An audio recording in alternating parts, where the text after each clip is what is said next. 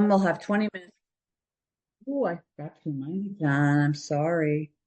Then we'll have a 20 minutes Q&A that you will have a powerful opportunity to deepen your spiritual practice through engaging our speaker. Please get your pen and pad to know things that you do not understand, things you want more information about, or something you are compelled to share during the Q&A portion of the meeting. This is a powerful opportunity to grow along spiritual lines. Step 11, sought through prayer and meditation to improve our conscious contact with God as we understood Him, praying only for the knowledge of His will for us and the power to carry that out. And our speaker has chosen as a topic, what we really have is a daily reprieve contingent on the maintenance of our spiritual condition. And that's from the Big Book, page 85. And to introduce our speaker is Calvin. Hello, everyone. My name is Calvin. I'm an alcoholic. And I'm so grateful to introduce Mildred, and because I met Mildred four and a half years ago when we first went to Zoom, and she touched my heart ever since. She's been touching my heart ever since. When I came to Canada, when I came up to Toronto, Mildred came, and she was there with me when I did the talk up there. And not just that, every Wednesday, except the last Wednesday, I've been with Mildred for the last 6-7 months. And she took us through emotional sobriety. And then she took us through the 12 steps. And now we're halfway through the traditions. And that's, and I can't wait to get back. Mr. Today. Oh, Lord. But no, tomorrow. And I want to introduce Mildred. She's a blessing. She's a blessing to this program. She's a blessing to me. Thank you.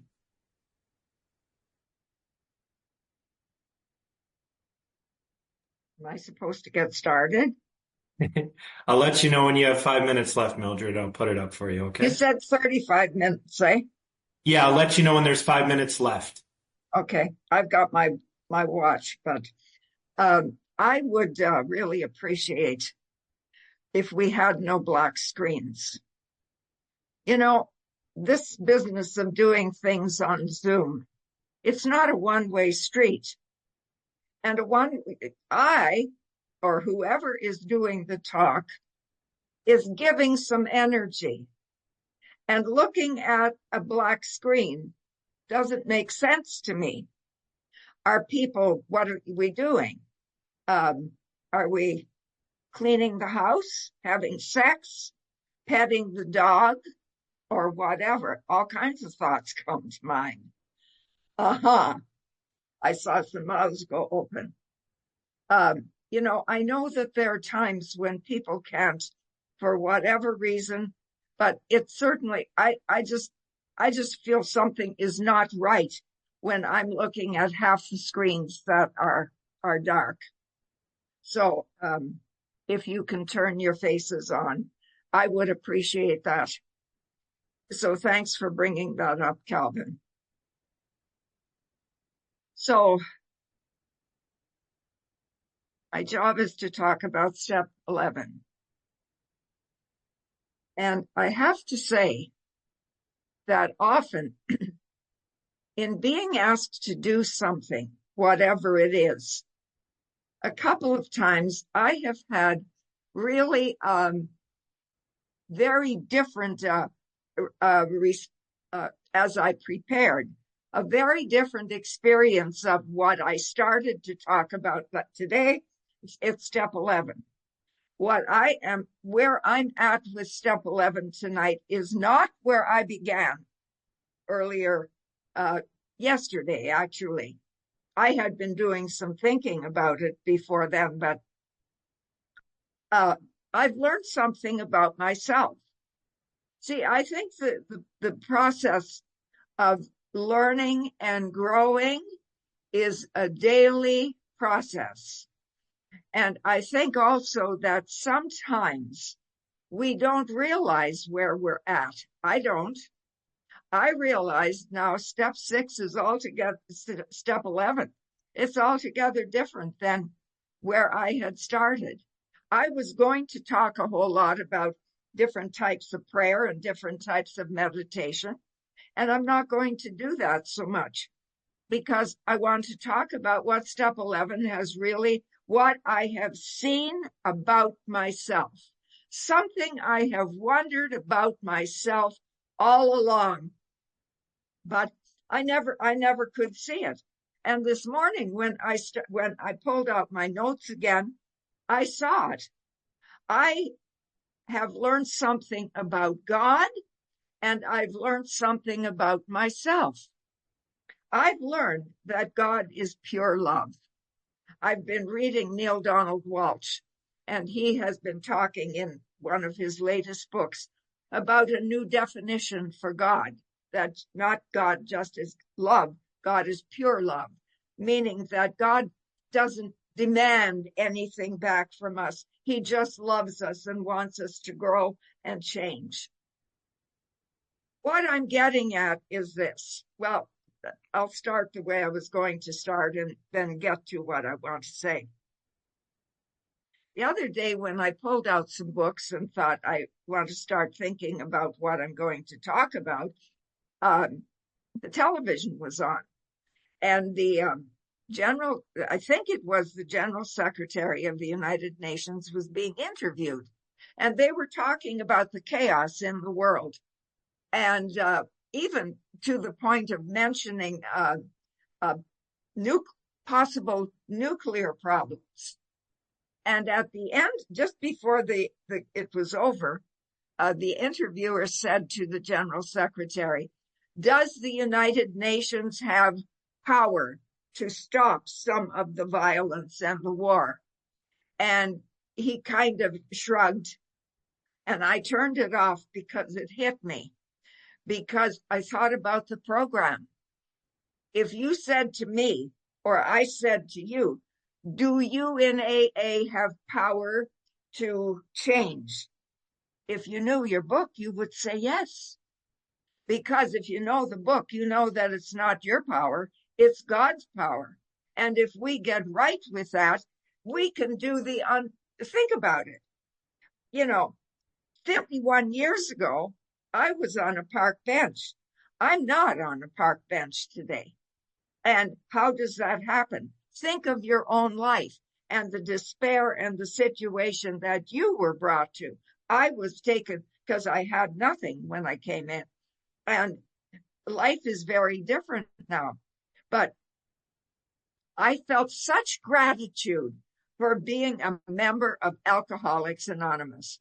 I felt such unbelievable gratitude for being an alcoholic and for having the program and learning the things that I have learned. What does our book say? Lack of power. Yeah, that's our dilemma.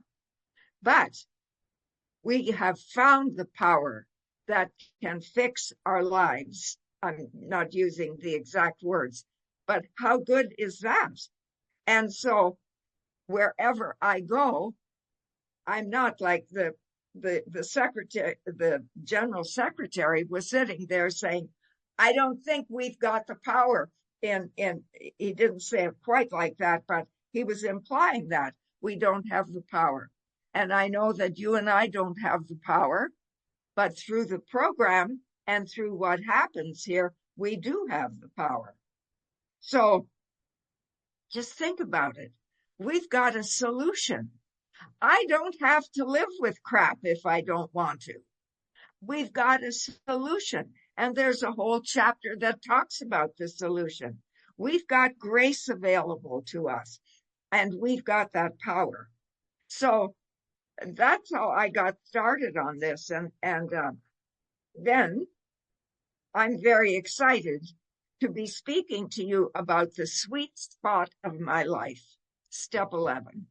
And I'm calling it the sweet spot because it is prayer and meditation and consciousness and knowledge of his will and grace and power.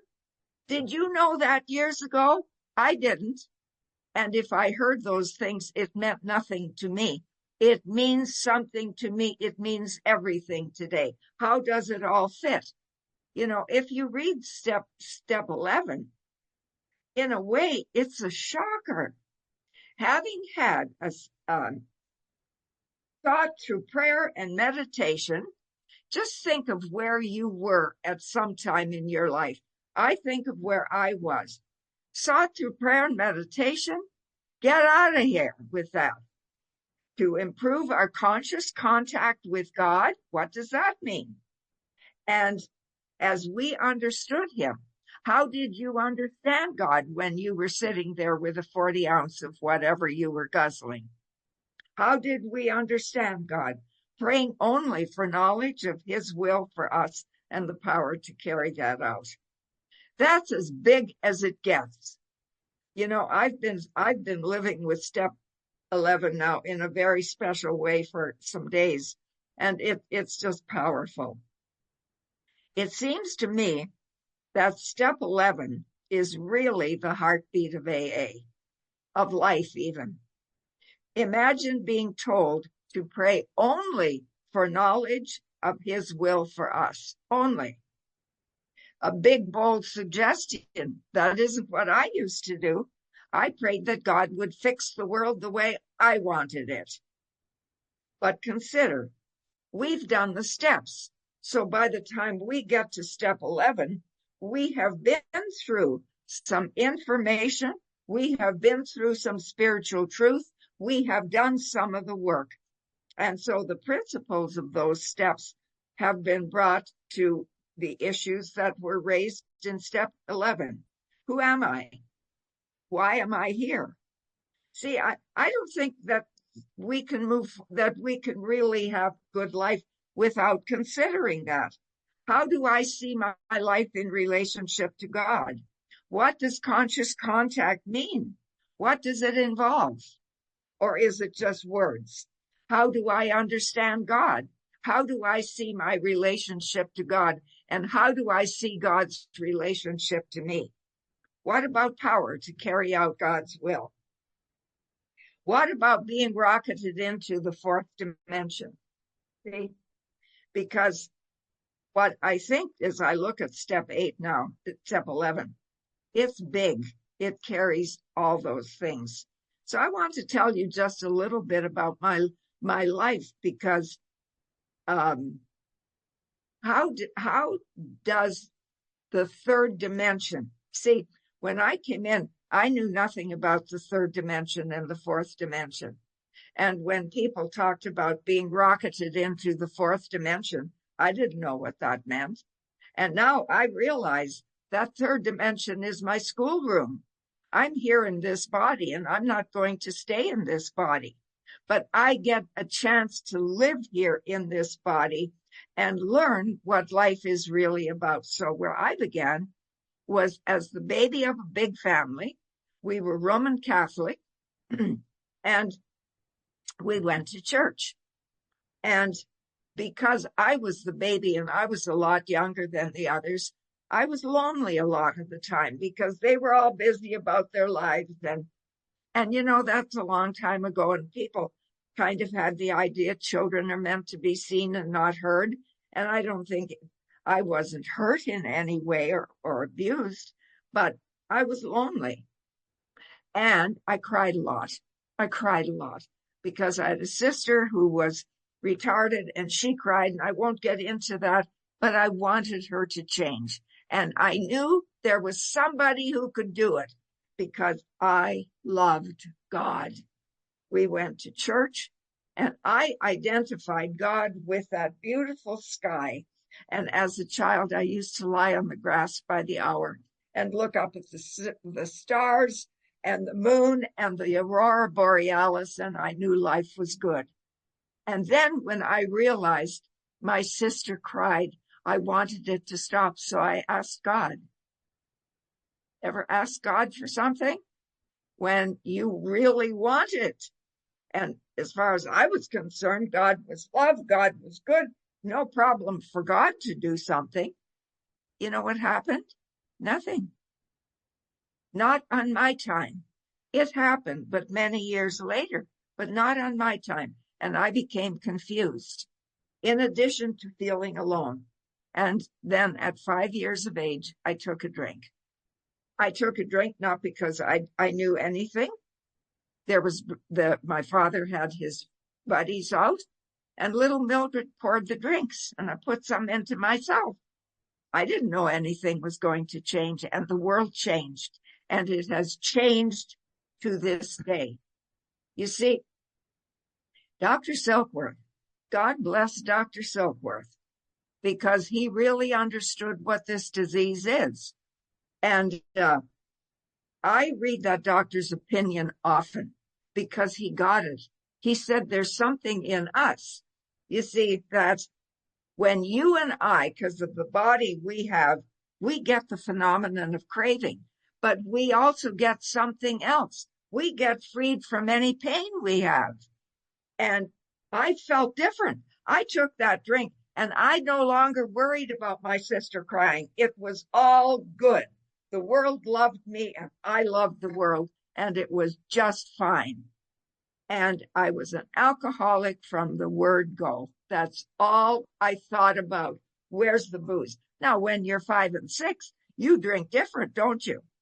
But what I found was I learned to lie, I learned to cheat, I learned to steal, and I found out where everybody kept their booze. So I have to tell you, I got as much booze really as I wanted.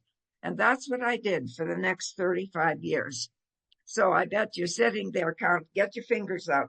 She was 5 and 35, that makes 40. And if she's 51 years sober, that makes her 91. So I'm just telling you, so you don't have to count. I am 91, and I would say a very good looking 91 too, if you really want the truth of what I think.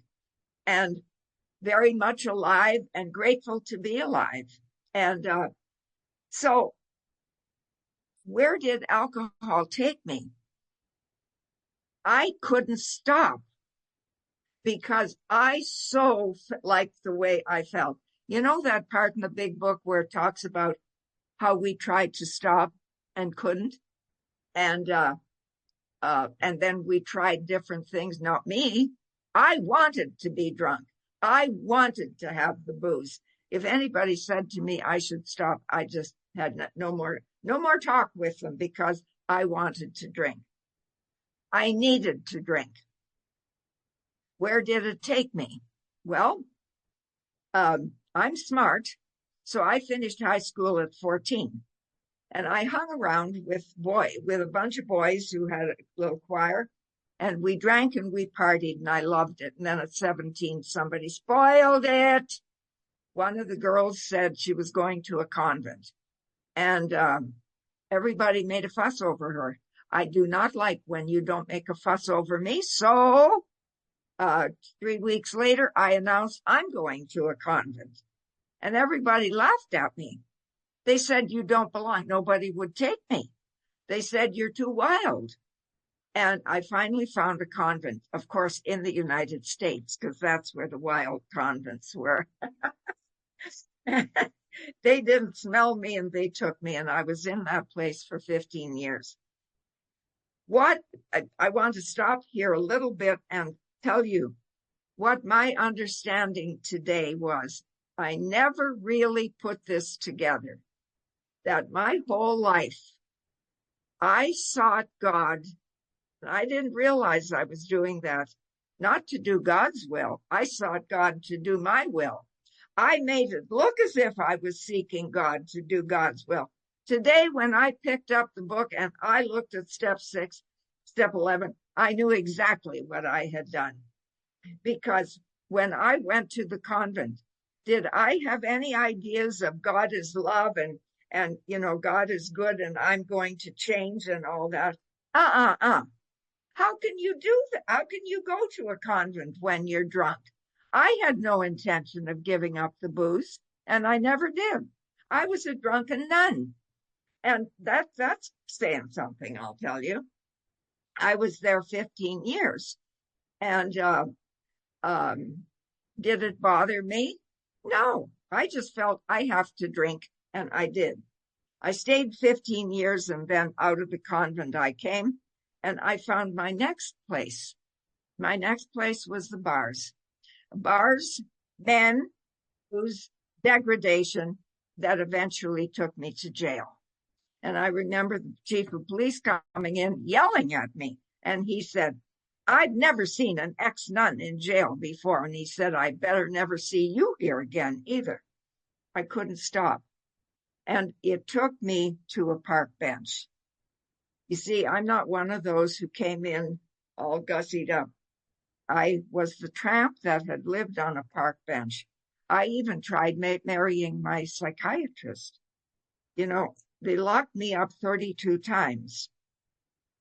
And eventually I married my psychiatrist, and that didn't work either. And the morning of May the 18th, 1973, the police took me off the park bench to a psych ward again. There was no big news in that. And the morning of the 20th, I made a decision. Our book says we have to concede to our innermost selves. I would always concede to you if I thought I could get away with it. But to concede to myself, no. Concede to God, no. I need to drink. And so that morning I conceded. Life doesn't work for me. I don't know how to do it. I'm going to take my life. And I'm out of here. You know, we concede different ways. I didn't concede. I didn't think that was a prayer. I just said, I can't do this anymore. I'm out of here.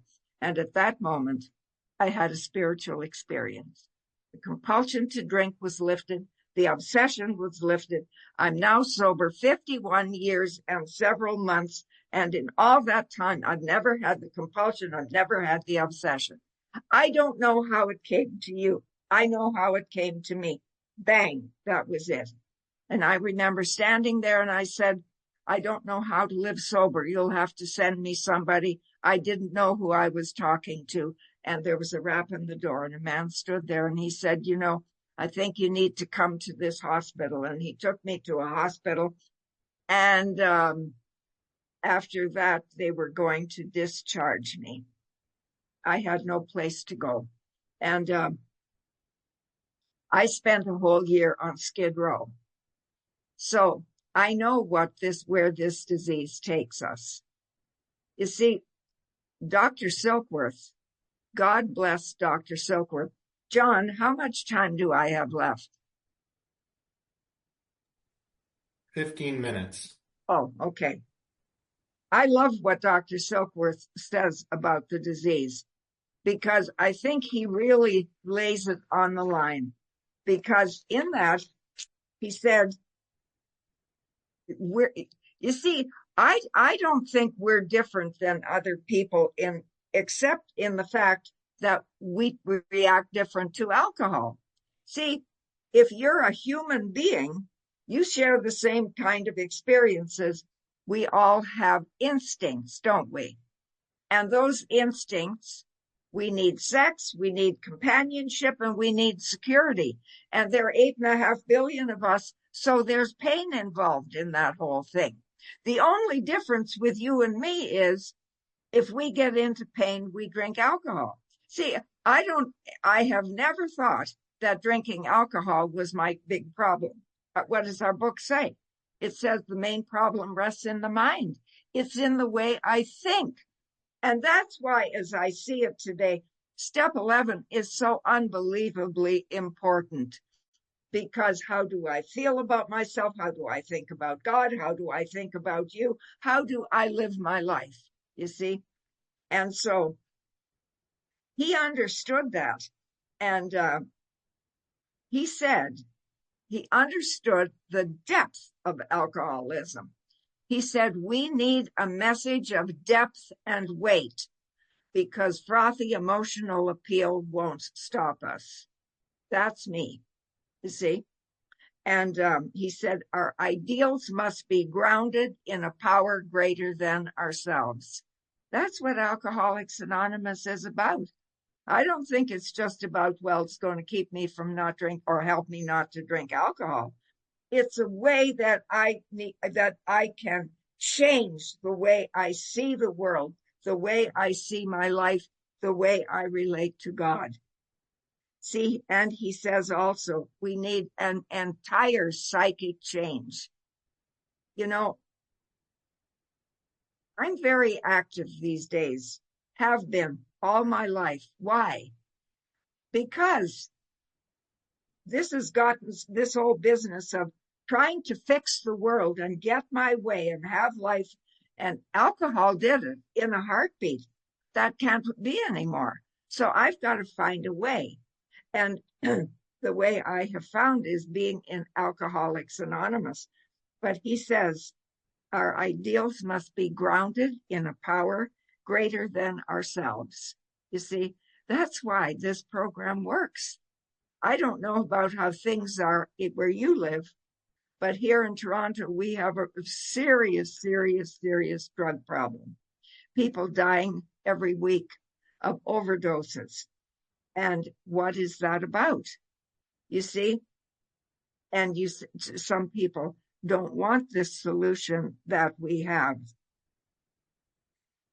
I think that if you have any doubts about where this problem is, the doctor's opinion clarifies it. Frothy emotional appeal won't work. But at that time, when I came here the first time, after I did try to come into AA, it didn't work. But when I came finally in 1973, I had a sponsor who knew how to deal with me. And we read the doctor's opinion and we studied the doctor's opinion. And I saw what it said. I need this something more than human power. No human power can keep me sober, not myself or you. It has to be grounded in that spiritual value.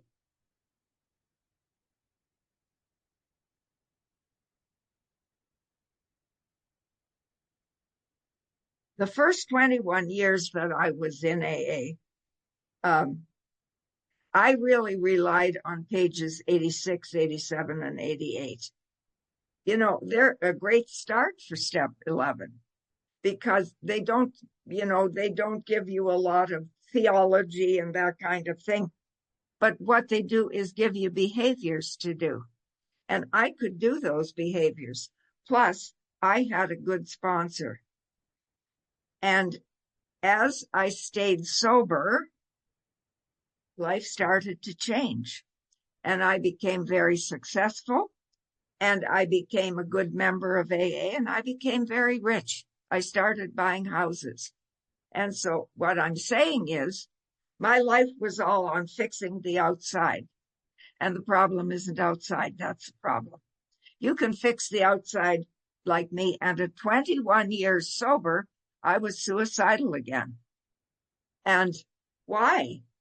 You know, when I think back now, I understand it. And Bill Wilson, he understood it because in step 8 in the 12 and 12, what does he say about it? He says, we have stuff buried below the level of consciousness. At the time of these occurrences, they have given our emotions violent twists. Where did that happen to me? When I was 3 and 4 years old, when I looked at the sky and when I asked God to fix my sister and it didn't happen. That's when it happened to me. So what I think, the message I really want to leave behind is this, is God is present. You know, I went back to the big book and I wrote some of the things that have really talked to me. We've been rocketed into the 4th dimension of existence. We've entered the world of the spirit. Our spiritual principles would solve all my problems. Spiritual principles, not Mildred doing whatever she wants. Either God is everything or nothing. Again, fabulous. What the book is about, to find the power that will solve your problem. I remember the first time my sponsor had me read that. I said problems, and he said, you don't have problems, you have a problem. Page 62 says it. False self. I've got to be rid of it or it kills me. God makes that possible. See to it that your relationship with him is possible. And then sometime in that process, I was in Prince Albert. I'm trying to squeeze a lot of stuff in because I want to make this point. I met Chuck Chamberlain. And Chuck became kind of a semi-sponsor of mine. And he used to say, you already are everything you can be. I didn't understand that. And he'd say, Mildred, you have only one problem. And I'd say, no, no, no, Chuck, you don't understand. I've got problems with men and money and sex. And I'd go on. He'd say, no, you don't. You have one problem. You think you're separate. And he said to me at that time, when you understand there's only one, you'll be okay. You know what? I understand today. There's only one God, and there's only one of us. We just show up in different bodies. That's all. And so if I understand that, that means I've got to treat you different. And what does page 55 say? Page 55 says that deep within every man, woman, and child is the fundamental idea of God. It's in you. So how dare I mistreat you and abuse you and judge you and all that kind of stuff? You know what Einstein said? He said, there's only one of us here. And guess what Meister Eckhart said? Meister Eckhart lived in the 1200s, and the church didn't like him very much. He was too spiritual. Imagine that. He said the soul grows by subtraction. I thought it grew by addition. That's what I tried. That's what I wanted. God in my life, because I was going to grow by addition. Anyway, at 21 years, I had another big, big changeover in my life. I was suicidal because I didn't feel good inside. You see, I think that if we get right with God, there comes a point. You see, I saw today that I think for a lot of my life, I chased God because I was thinking God was going to fix my life and make me feel good. And I saw it today when I looked at step 11. It's just the opposite. I need to chase God so I can do his will. That's why something wasn't right in my life. Imagine you go to a convent and you need to drink, but you don't understand that. I see where my life became difficult. So I expect I'll live another 50 years now that I see things better. You know, okay, thanks. So I found God this is the other thing that I'd like to leave with you. I think God has been active in my life every day and is in my life. The right person shows up and says something that stirs me up. Alice comes along and says, I want you to do the step 11. And I think I'm going to spend my time talking about prayer and meditation. And I'm not talking about the how to. I'm talking about the need to do those, but not the how to. Because what I see is that a lot of my life, going to the convent is a typical example. I'm going there and I don't really believe in God. I go to a convent drunk and stay drunk for 15 years. That just doesn't make some kind of sense. And when I think about how I've done life, I just see it a whole new way. Imagine I'm going to seek God through prayer and meditation, and I'm going to grow in that way. You know, I don't think I've been a bad person, but what I think is this. I think always the chance is that we learn something new and that our ability to deal with God and do God consciousness grows stronger. It certainly has for me. Just one thing I would say about prayer. I found this the other day and I thought, this is true. He says the purpose of prayer is not the resolution of our problems. The purpose of prayer is to know God. That's a whole different story. To believe that God is present in my life, and I believe that today. I've always really believed it, but just didn't see how that connected in my life. And I think it's a good idea. I have made for myself a spiritual plan. Just like when people go to the gym, they have a plan for how they do their exercises at the gym. People who take medicine, they have a plan for how they take medicine. And I think it's a good idea. I'll tell you why. Because it's too easy to say, oh, yeah, I'm going to meditate 15 minutes from now. And 15 minutes goes by and something else. Whereas if I make a plan, I do have a plan. When I meditate, when I pray, of course, I do it other times too. But there's a certain time where I know I'm going to be sitting in meditation, or I'm going to be sitting reading a spiritual book or whatever. So my 5 minutes will be almost up, and I'm going to read to you because it says it all. In the 12 and 12, this is how the 12 and 12 step 11 ends. Perhaps one of the greatest rewards of meditation and prayer is the sense of belonging that comes to us. We no longer live in a completely hostile world. We are no longer lost and frightened and purposeless. Aren't those wonderful things? The moment we catch a glimpse of God's will, we begin to see truth and justice and love as the real and eternal things in life. We're no longer deeply disturbed by all the seeming evidence to the contrary. We know that God lovingly watches over us. We know that when we turn to Him, all will be well with us. That's the thing I've really learned about step 11. I've known it, but I know it different tonight.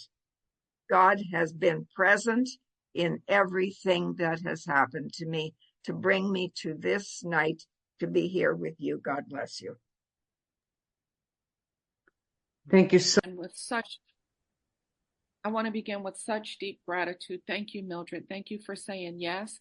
And thank you for allowing me to stalk you to get it all lined up. What a beautiful talk. I see a couple hands up, so let's get right to them. Vera, please come on in. Hi, Vera, grateful recovered alcoholic. Really grateful to have heard your share, Mildred, and just I always love this meeting. You also share a name with my favorite great auntie. That's been a very prominent name. So you were sharing about when we understand that there's only one God and there's only like one me or us, then things will be okay. And you were talking about separation before that. And after that, you had tied in the soul grows by subtraction. And so I kind of put all of those things together in my notes, but I'm still wrapping my head around it. And so I just wanted to ask if maybe you could elaborate on the soul grows by subtraction and kind of what you were talking about with that oneness and the separation, please. Yeah, that's a big thing. But the growth by subtraction, page 62, it says the false self will kill us. We need to be rid of the false self. You see, that's where the subtraction comes in. The subtraction is the old ideas. Me chasing God so God would fix my world. That's what has to go. Me judging people because they don't act the way I want them to. That's what has to be subtracted.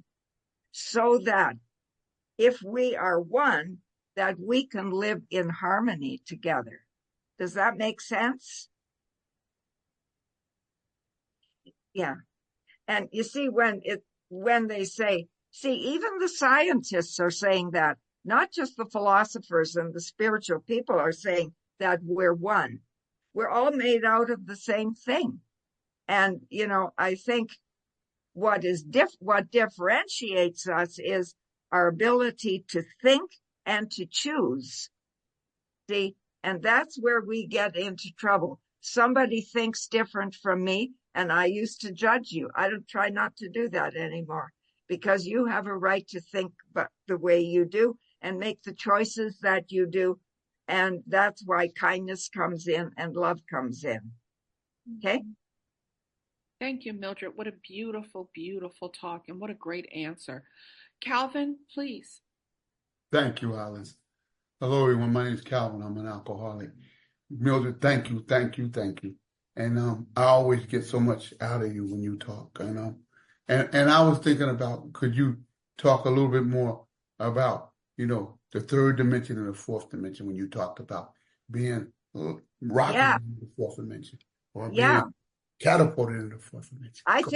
I think that that's something that helps to make life so much easier. The third dimension is the way it's recommended, the body. It's all this stuff, all this stuff that changes, this stuff that doesn't last. If you look around you and you look at your house and the chairs and the cars and so on, 50 years from now, it's not going to be here. Okay? It's going to be, that's the changing part. They say that our bodies change Deepak Chopra has talked a lot about that, how the skin of the stomach changes every so many hours and that kind of stuff. That's the third dimension. The fourth dimension is that part that we call God, that part that we don't see, that part that's energy and all of that. So the way you and I were raised, we were raised to get the stuff in the third dimension, get the car and the jewels and the house and the this and the that. And if you get that, you're going to be okay. And spiritual truth says, no, that stuff isn't going to last anyway. Have you ever got a new car and then somebody gets a better one and you need a better one? Same with job, all that kind of stuff. That stuff that we can't see.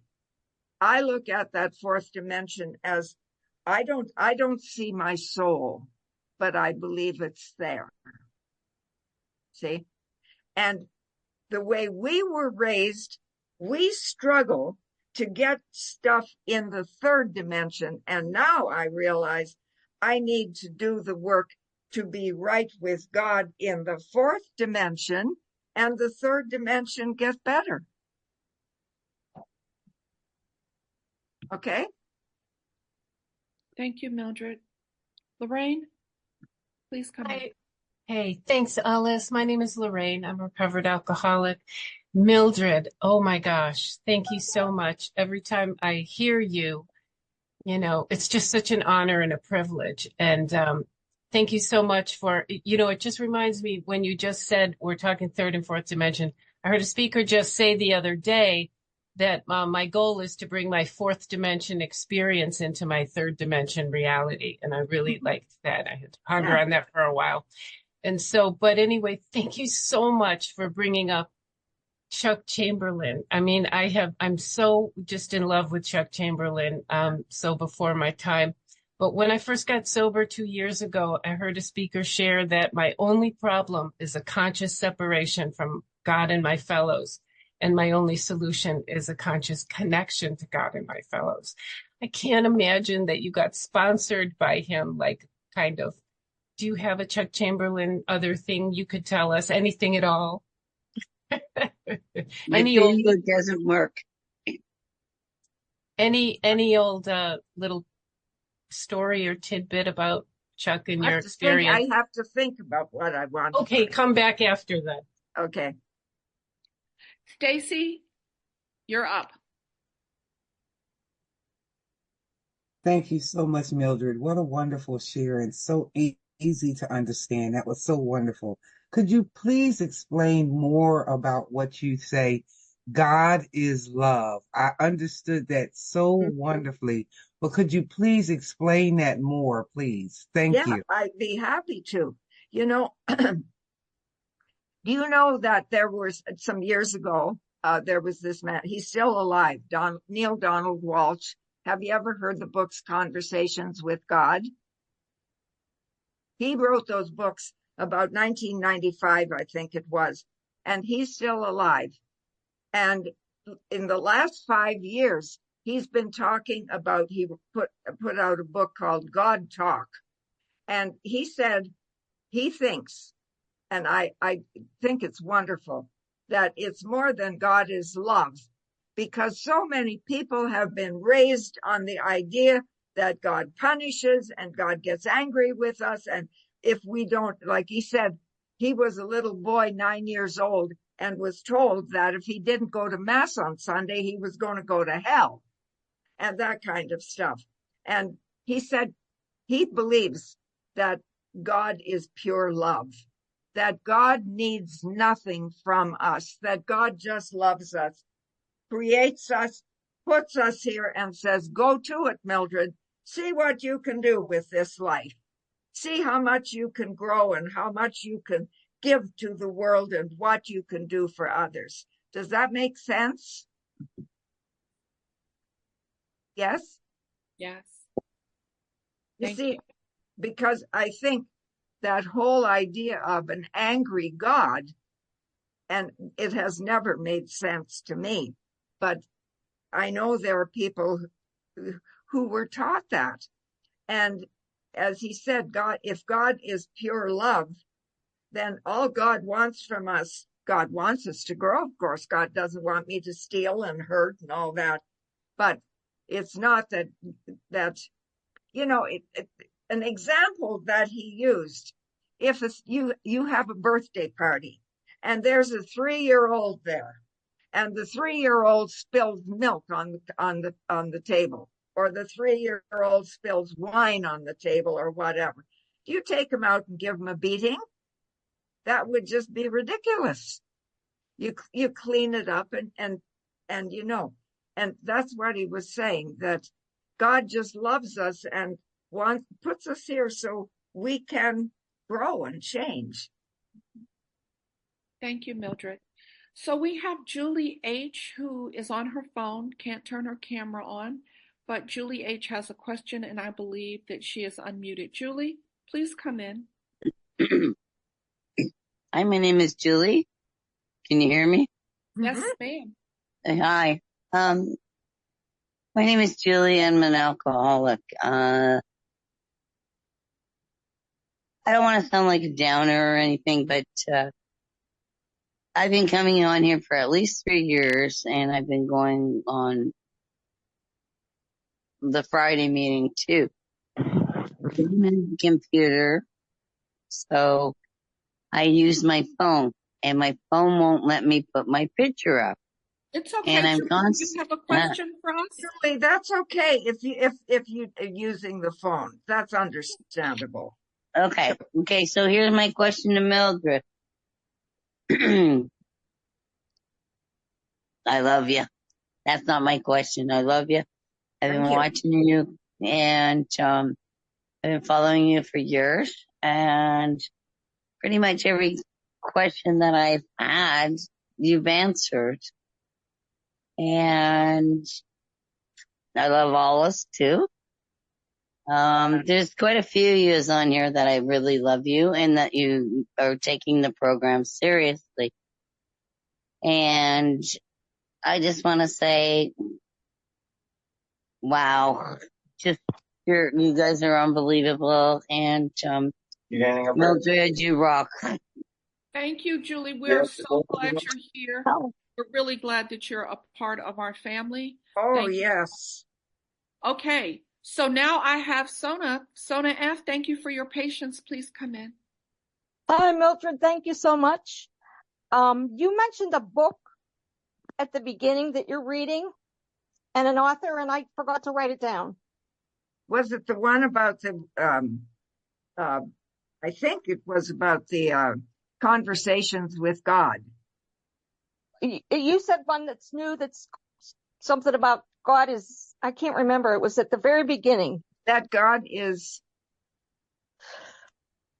everything.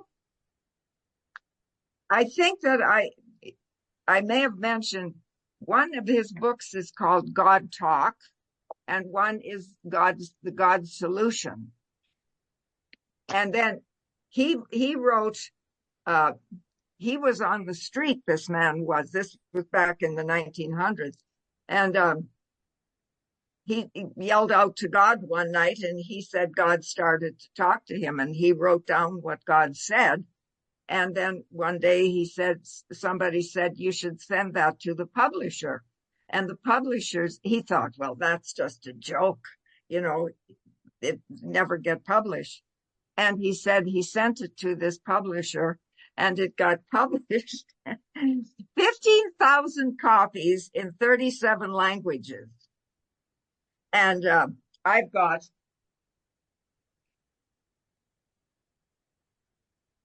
Conversations with God by Neil Donald Walsh. They do have them they're about $20 or so. And they're start with one. He's actually written 4 books, but they're all about, this idea that God talks to us and that God is not mad at us and so on, and all of that. And I just think we need to nourish that. Yes. I hope that answer gives you what you need. If I think of another, but I think that those are the titles I talked about. And they're readable. They're not heavy theology. They're very readable. And he writes in about examples of people like you and I who've, learned things. Thank you, Mildred. So we are just about out of time. Irina, please forgive me. I'm asking you to come in, Marilyn, but I want to acknowledge all of the love that is in the chat for Mildred. Mildred, so Thank much you. love in the chat for you. Oh, thank you. My name is Marilyn. I'm an alcoholic. Thank you so much. Listen, I'm going to make it really quick, Mildred. First of all, I just absolutely wanted to thank you. I think you are absolutely remarkable. And this is the second time that I've heard you. I was driving, so I couldn't take notes, but I had 3 things that I was able to remember that I wanted to ask you about. And you talked about us having the power, but that really we don't have power, but no, it's God's. Go ahead. But we do have power, but it's not our own. See, if you read the step says we're powerless over alcohol. And Yeah. I think we're powerless over everything. But if you go 6 lines above the steps, it says, there is one who has all power. That one is God. May you find him now. So I had a sponsee here one day, and I was telling her that, and she didn't like it. She got up off the chair and she was dancing around. And she said, see, I have power. And I said, I know you do, but whose is it? One day when I said that, one of the people who were here said, I guess that means if somebody says, I have all the apples in the world, then you go to that person for an apple. I said, yes. And you see, what that tells me is I've got to be careful how I use the power, because it's not my own. I can't do whatever the hell I want. That's why love and kindness and goodness are so important. That's how it fits. Does that answer your question? Yeah. What a lovely talk and what a lovely Q&A. For everyone that's here tonight, please do join us next week.